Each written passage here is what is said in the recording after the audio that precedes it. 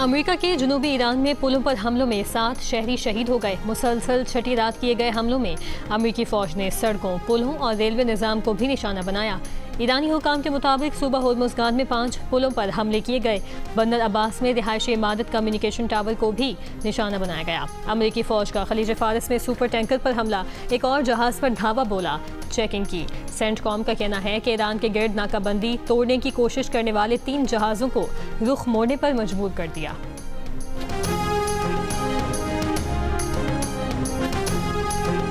امریکی حملوں کے بعد کویت، بحرین اور قطر پر ایران کے حملے۔ ایرانی فوج کا کہنا ہے کہ کویت میں امریکی فوجی تنصیبات اور لاجسٹک مراکز کو ڈرون سے نشانہ بنایا۔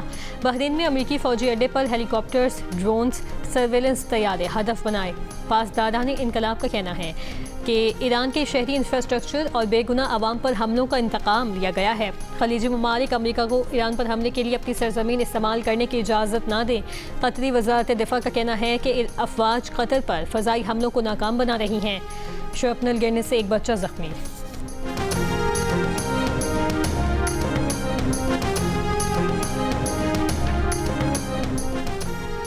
امریکی صدر کا چین پر 2020 کے امریکی انتخابات کے ڈیٹا کی سب سے بڑی چوری کا الزام۔ امریکی قوم سے خطاب میں صدر ٹرمپ نے کہا چین چاہتا ہے ٹرمپ صدارتی الیکشن ہار جائیں۔ نیشنل انٹیلیجنس اور FBI کو معاملے کی تحقیقات کا حکم دے دیا۔ صدر ٹرمپ کا امریکی ووٹنگ سسٹمز میں کمزوریوں سے متعلق خفیہ انٹیلیجنس دستاویزات فوری جاری کرنے کا بھی اعلان۔ بولے کانگریس کو ووٹر ID سیف امریکہ ایکٹ منظور کرنا چاہیے۔ ان کی تقریر نشر نہ کرنے والے ٹی وی چینلز کے لائسنس منسوخ کیے جانے چاہیے۔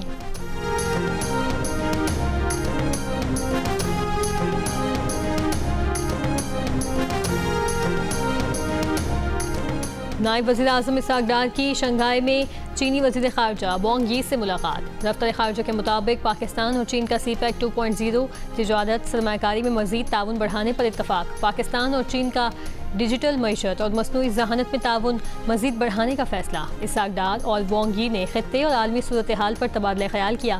ملاقات میں باہمی دلچسپی کے امور پر قریبی رابطہ برقرار رکھنے کے عزم کا اظہار۔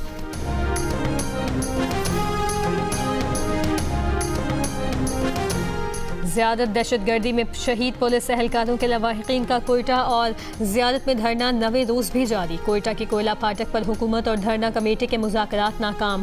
رکن دھرنا کمیٹی اصغر اچکزئی نے کہا آج بلوچستان بھر میں شٹ ڈاؤن ہڑتال ہوگی۔ مظاہرین کا جوڈیشل کمیشن بنانے کا مطالبہ۔ گورنر سندھ نہال ہاشمی کی مولانا فضل الرحمان کے بیان کی مذمت، الفاظ واپس لینے کا مطالبہ۔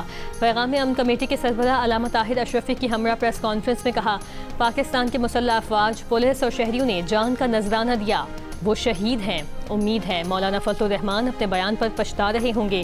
علامہ طاہر اشرفی نے کہا قومی پیغام امن کمیٹی وزیر اعظم اور فیلڈ مارشل کی سوچ اور فکر کو آگے لے کر چل رہی ہے۔ ہمارا فوجی بارڈر پر اس لیے کھڑا نہیں ہوتا کہ چند ہزار تنخواہ ملے۔ مولانا طاہر حسین مشہدی نے کہا افواج کے خلاف بیان دینے والوں کے خلاف مقدمات قائم ہونے چاہیے۔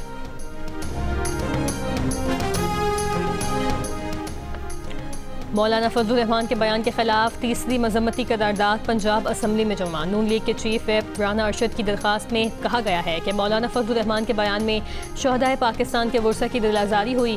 مسلح افواج قومی سلامتی کے ضامن ہیں، ان کے کردار پر حملہ ناقابل قبول ہے۔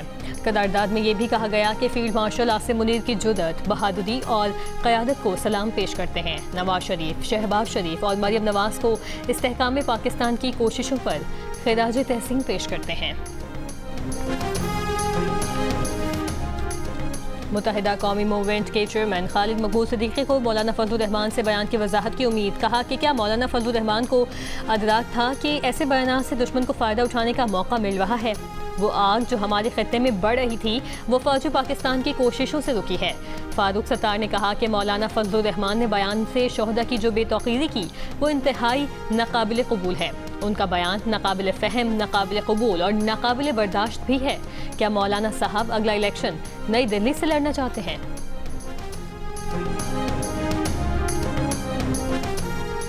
वफाकी वज़ीर दाखिला मोहसिन नकवी का बोइंग कंपनी के हेड क्वार्टर्स का दौरा, उनके हमरा PIA की नई मैनेजमेंट का वफ्द भी था। मोहसिन नकवी की बोइंग ग्लोबल के सदर ब्रेंडन नेल्सन से भी मुलाकात हुई, जहां 16 नए तैयारों की खरीदारी के लिए अहम पेशरफ्त हुई। खरीदारी के लिए बेहतरीन ऑप्शंस पर बातचीत हुई।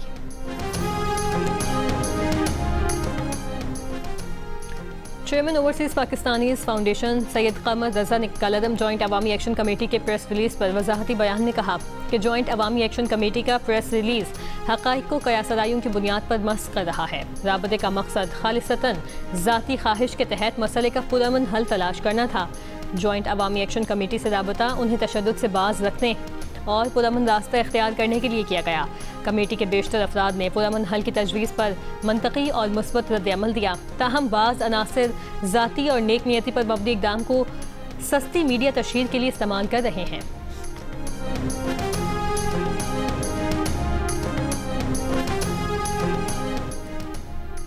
सिंध में सरकारी स्कूलों के दाखिला निज़ाम को डिजिटलाइज करने का फैसला। वज़ीर तालीम सिंध की ज़ेर सदारत नादिरा हुक्म के साथ इजलास। फैसला किया गया, हर तालिब इल्म के लिए मुनफरिद दाखिला ID तैयार की जाएगी। दाखिला ID को बे फॉर्म से मुंसलिक किया जाएगा। सरदार शाह ने कहा, डिजिटल निज़ाम से फ़र्ज़ी और दोहरे दाखिलों का मौसर खात्मा मुमकिन बनाया जाएगा।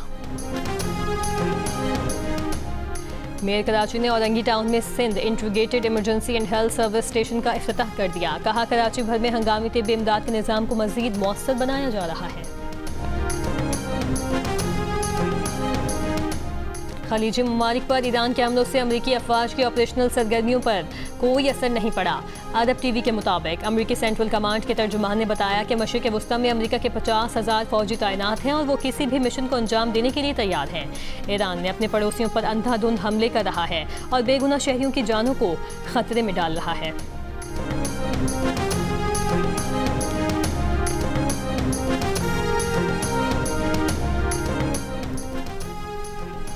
रोजडेल ग्रूमिंग गैंग के सरगना शबीर अहमद की मुल्क बदरी का मामला। बरतानिया और पाकिस्तान के दरमियान सिफारती तनाज़ा खड़ा हो गया। बरतानवी वज़ीर यूविट कूपर ने इशारा दिया कि शबीर अहमद को वापस ना लिया गया तो पाकिस्तान पर वीज़ा पाबंदियाँ आयद की जा सकती हैं।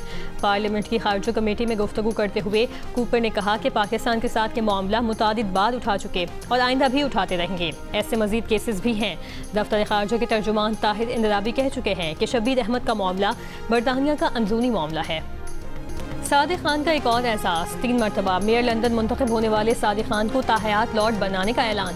वज़ीर आज़म सर के स्टॉर्मर ने नए लॉर्ड्स के नामों का ऐलान कर दिया, सादिक खान का नाम भी शामिल।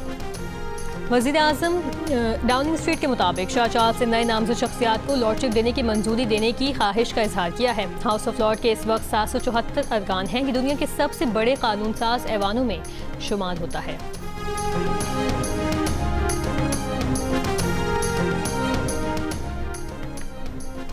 ईद-उल-बला पर इसराइली हमले में अल-क़स्साम ब्रिगेड के कमांडर स्नाइपर यूनिट उमर अहमद अबू कासिम, उनकी अहली आसमा और 6 साला बेटी हबीबा शहीद हो गए। 2 दिनों में गज़ा पर इसराइली हमलों में 14 से ज़ायद फ़लस्तीनी शहीद हुए। अक्टूबर 2025 से हुई जंगबंदी के बाद इसराइली फ़ौज के हाथों शहीद फ़लस्तीनियों की तादाद 1132 हो गई। 3,500 से ज़ायद फ़लस्तीनी इसी मुद्दत में इसराइली गोलियों और बम धमाकों का शिकार होकर ज़ख्मी हुए। अक़वाम मुत्तहिदा का गैर कानूनी बस्ती को शहर का दर्जा देने के इसराइली इक़दाम पर इज़हारी तशवीश। तर्जुमान सेक्रेटरी जनरल अक़वाम मुत्तहिदा ने कहा कि एंटोनियो गुतेरेस मकबूजा मगरबी किनारे की गैर कानूनी बस्ती जिवात ज़ीफ को इसराइल की जानिब से शहर का दर्जा करार दिए जाने पर शदीद तशवीश ज़ाहिर की है। इसराइल का दिया गया इंतज़ामी दर्जा बैनुल-अक़वामी कानून के तहत मकबूजा फ़लस्तीनी इलाक़े के हिस्से की कानूनी हैसियत तब्दील नहीं करता।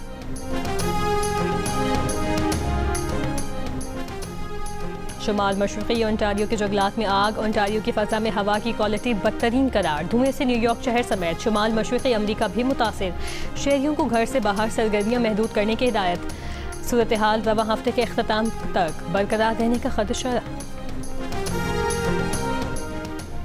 बरतानिया में 16 बरस से कम उम्र बच्चे आइंदा बरस अप्रैल से एनर्जी ड्रिंक्स नहीं खरीद सकेंगे। मीडिया रिपोर्ट्स के मुताबिक कम उम्र बच्चों को फ़ी लीटर 150 मिलीग्राम कैफीन वाली एनर्जी ड्रिंक्स दुकान, ऑनलाइन, रेस्टोरेंट्स या कैफ़े में फ़रोख्त करना गैर कानूनी करार दिया जाएगा। 16 साल से छोटे बच्चे वेंडिंग मशीन से भी एनर्जी ड्रिंक्स नहीं खरीद सकेंगे।